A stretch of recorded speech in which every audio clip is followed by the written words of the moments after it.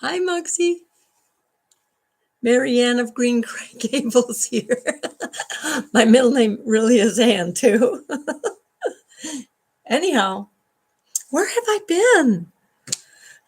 Busy with the husband. Did a little yard work. And I just got done hours and hours and hours of doing this. I tuned my piano. Here, I'm going to give you a little song.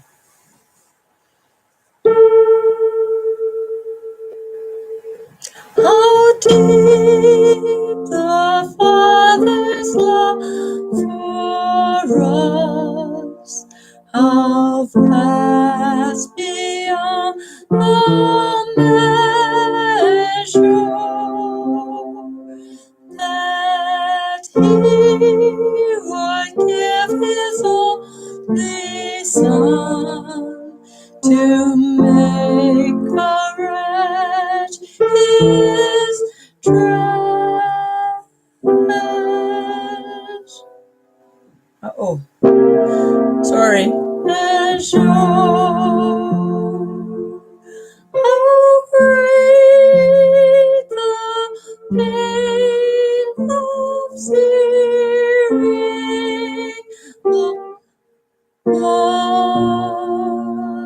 The Father turned His face away, as wounds which for the chosen one bring many sons to glory.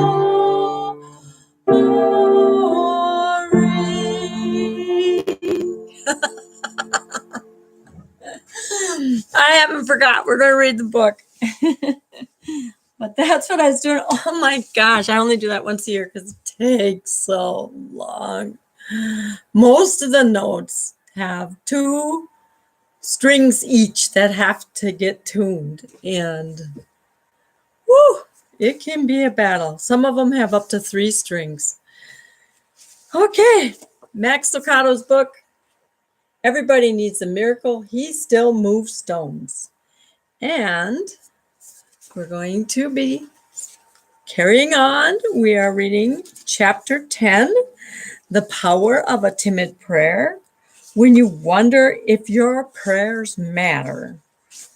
I guess sometimes we wonder that. So let's get in. And he's got a big scripture before this one. This is Mark 9, verses 14 through 29. Emphasis is on verse 29. When Jesus, Peter, James, and John came back to the other followers, they saw a great crowd around them and the teachers of the law arguing with them. But as soon as the crowd saw Jesus, the people were surprised and ran to welcome him. Jesus asked, "What are you arguing about?" The man answered, "Teacher, I brought my son to you. He has an evil spirit in him that stops him from talking. When the spirit attacks him, it throws him on the ground. Then my son foams at the mouth, grinds his teeth, and becomes very stiff. I asked your followers to force the evil spirit out, but they couldn't." Jesus answered, "You people have no faith. How long must I stay with you? How long must I put up with you? Bring the boy to me." So the followers brought him to Jesus.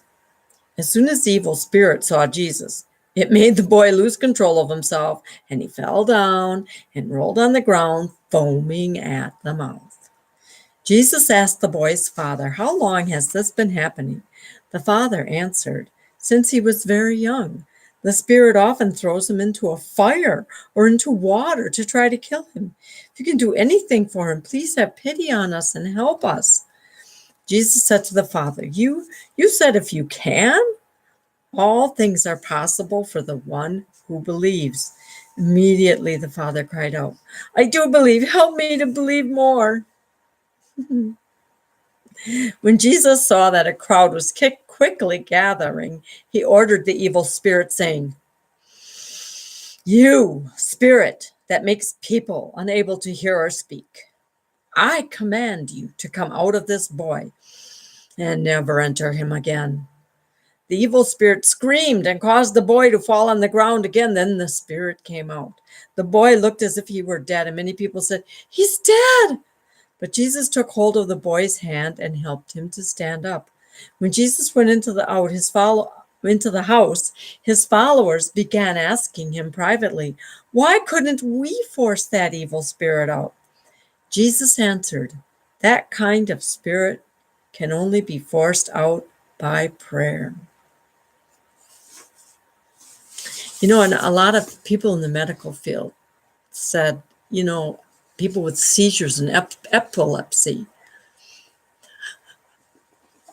probably looked like they had spirits in them, but evil spirits in them.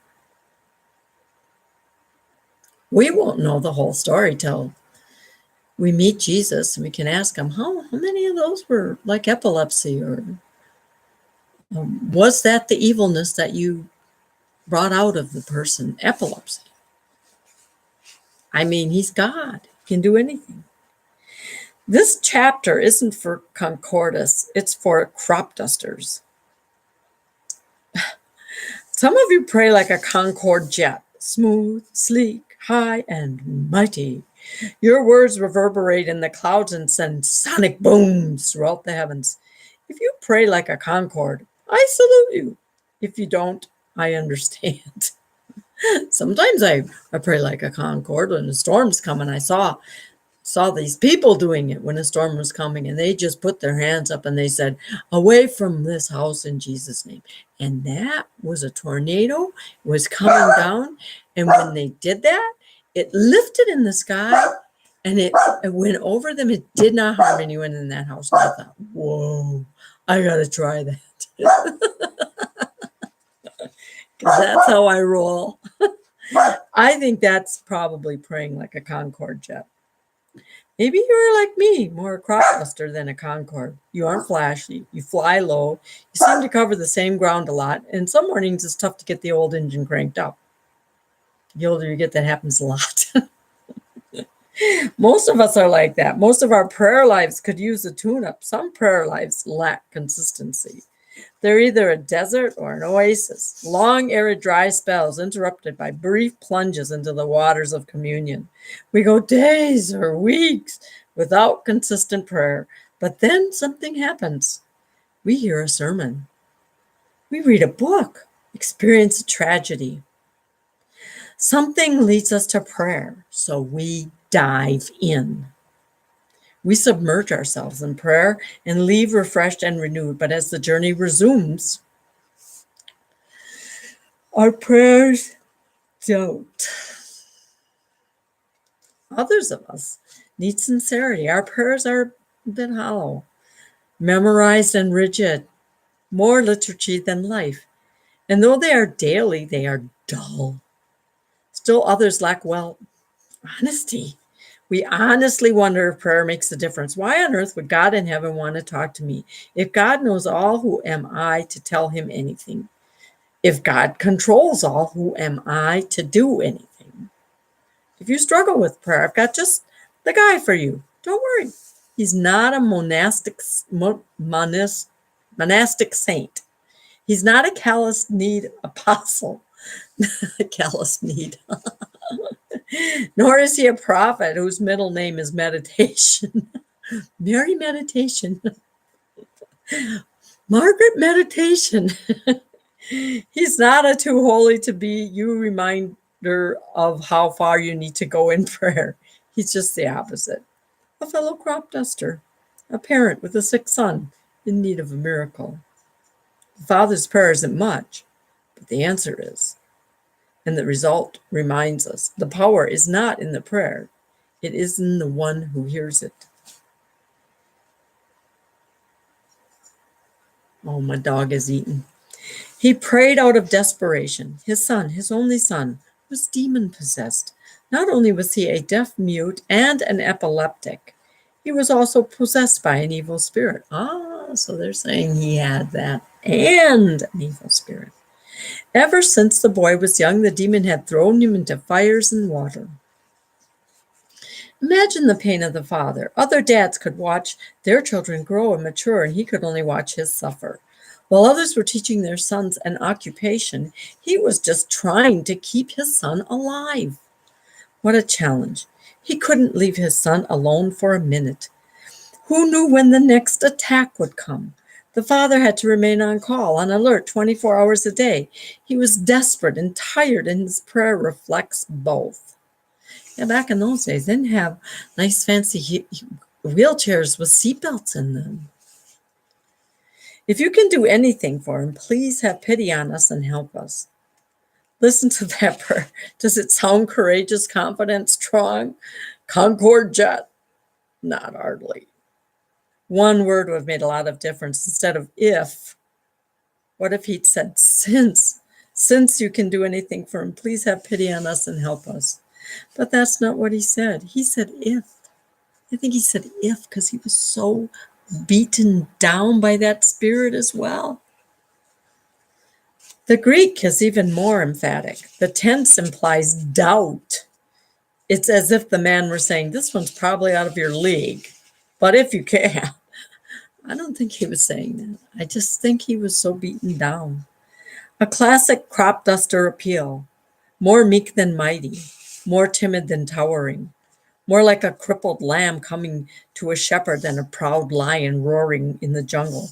If his prayer sounds like yours, then don't be discouraged, for that's where prayer begins. It begins as a yearning, an honest appeal, ordinary people staring at Mount Everest. I'm never climbing that thing. Really, I'm not. No pretense, no boasting, no posturing, just prayer, feeble prayer, but prayer nonetheless. Okay, I'll only climb it if Jesus takes me. Otherwise, I am not doing it. We are tempted to wait to pray until we know how to pray. We've heard the prayers of the spiritually mature. We've read of the rigors of the disciplined. And we are convinced we've a long way to traverse. And since we'd rather not pray than pray poorly, we don't pray, or we pray infrequently. We are waiting to pray until we learn how to pray.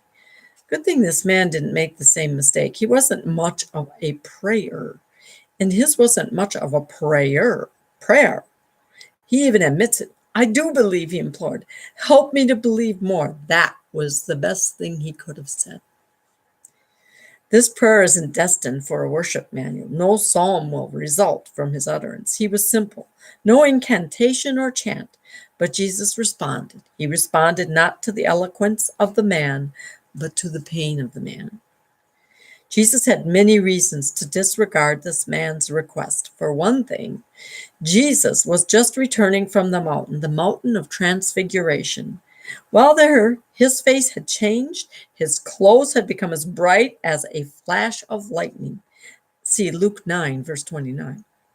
A roaring radiance had poured from him. The burdens of earth were replaced with the splendors of heaven. Moses and Elijah came, and angels encouraged. He was lifted above the dusty horizon of terror, invited into the sublime. He was transfigured. The journey up was exhilarating, but the journey down was disheartening. When we lived in Rio de Janeiro, that wasn't me, that has to be Max, we would occasionally vacation in Teresópolis, a mountain village a couple of hours outside of the city. Teresópolis was everything Rio was not. It was quiet, it was clean, it was calm, and most of all, it was cool. Rio was a sauna. The trip down was always depressing. Poverty, heat, and pollution hit like a wave. We faced a Herculean temptation to turn around and go back. Sounds like us leaving Franklin Lake. If Denelyn and I felt that way after a week in the mountains, imagine what Jesus must have felt after a glimpse into heaven. Look at the chaos that greets him as he returns. The disciples and the religious leaders are arguing.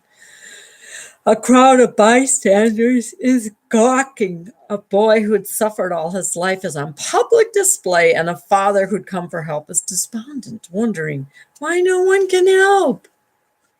No wonder Jesus says, "You people have no faith. How long must I stay with you? How long must I put up with you?" Never has the difference between heaven and earth been so stark. Never has the arena of prayer been so poor. Where is the faith in this picture? The disciples have failed. The scribes are amused. The demon is victorious. And the Father is desperate. You'd be hard-pressed to find a needle of belief in that haystack. You may even be hard-pressed to find one in your own. Perhaps your life is a long way from heaven. 2. Noisy, household screaming kids instead of singing angels. Someone who plays piano and occasionally plays the wrong note. Divisive religion. Your leaders squabble more than they minister. Overwhelming problems. You can't remember when you didn't wake up to this demon. And yet out of the din, out of doubt, comes your timid voice. If you can do anything for me, does such a prayer make a difference? Let Mark answer that question. When Jesus saw that a crowd was quickly gathering, he ordered the evil spirit, saying, "You, spirit that makes people unable to hear or speak, I command you to come out of this boy and never enter him again." The evil spirit screamed and caused the boy to fall on the ground again. Then the spirit came out, and the boy looked as if he were dead. And many people said, "He's dead." But Jesus took hold of the boy's hand and helped him to stand up. This troubled the disciples. As soon as they got away from the crowds, they asked Jesus, "Why couldn't we force that evil spirit out?" His answer, "That kind of spirit can only be forced out by prayer." What prayer? What prayer made the difference? Was it the prayer of the apostle? No, they didn't pray. Must have been the prayers of the scribes. Maybe they went to the temple and interceded. No, the scribes didn't pray either. Then it must have been the people. Perhaps they had a vigil for the boy. Nope, the people didn't pray. They never bent a knee. Then what prayer led Jesus to deliver the demon? There's only one prayer in the story.